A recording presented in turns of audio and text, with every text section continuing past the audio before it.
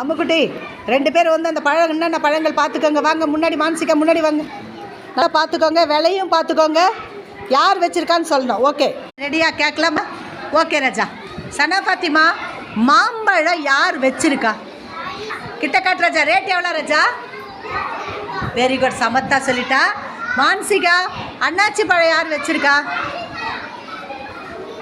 எவ்வளோ ராஜா விலை? Very good, 100 ரூபா. சூப்பர். சனா பாத்திமா, மாதுளம்பழம் யார் வச்சுருக்கா? எவ்வளோண்ணா rate? Very good, super. Orange பழம் யார் வச்சுருக்கா சொல்லுங்கள் சனா. மோத்தி எவ்வளோ விலை? Very good. மானசிகா நீங்கள் சொல்லுங்கள். இப்போ உங்களுக்கு ஒரு கேள்வி, மாம்பழம் யார் வச்சுருக்காமா?